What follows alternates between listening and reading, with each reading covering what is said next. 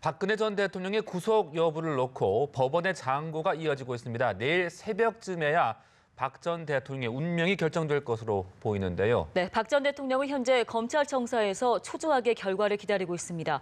서울중앙지검으로 가보겠습니다. 박효정 기자. 네, 박근혜 전 대통령은 서울중앙지검 10층에 마련된 임시유치시설에서 법원의 구속영장 심사 결과를 기다리고 있습니다. 정치 인생의 명운을 가를 법원의 결정을 앞두고 어느 때보다 초조한 마음으로 긴긴 밤을 보내고 있는데요. 오전부터 9시간 가까이 이어진 구속영장 심사를 마친 서울중앙지법 강부영 영장전담 판사는 현재 박 전 대통령의 신문 내용을 검토하고 있습니다. 구속영장을 발부할지 혹은 기각할지를 결정해야 하는데 신문 자체가 늦게 끝났고 그만큼 검토할 기록이 많기 때문에 결과는 내일 새벽은 돼야 나올 것으로 조심스럽게 예상됩니다. 구속영장이 발부될 경우 박 전 대통령은 승용차를 타고 서울중앙지검 지하 1층 주차장 출구를 통해 최순실 씨 등이 수감된 서울구치소로 이동합니다. 반대로 구속영장이 기각되면 지지자들이 기다리는 삼성동 자택으로 돌아가게 됩니다.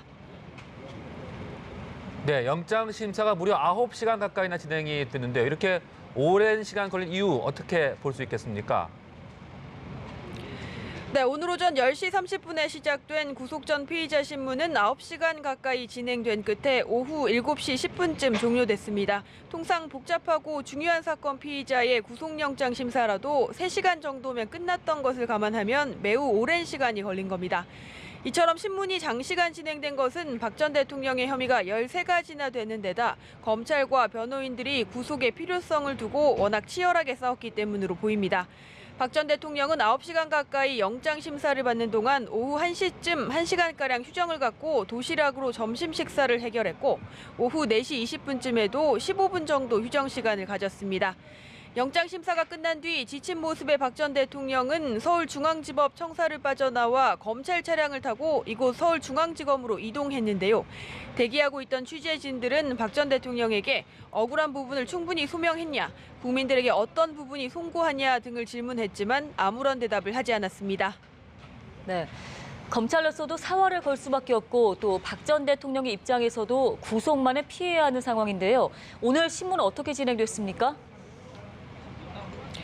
네, 검찰에서는 이번 수사의 투톱인 한웅재, 이원석 부장검사를 중심으로 6명의 검사가 박 전 대통령의 혐의를 입증하러 나섰고 박 전 대통령 쪽에서는 유영하, 최명성 변호사 등이 여기에 맞서 불구속 수사를 주장했습니다.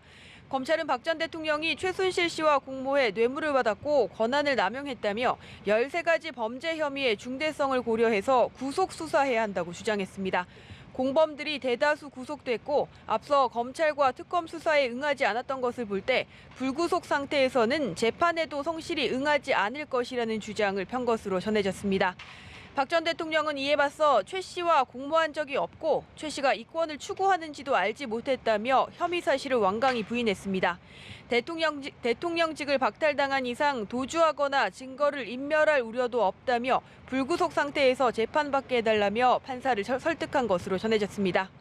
박 전 대통령은 최후 진술을 통해 자신의 결백을 호소하며 적극적으로 신문에 임한 것으로 알려졌습니다.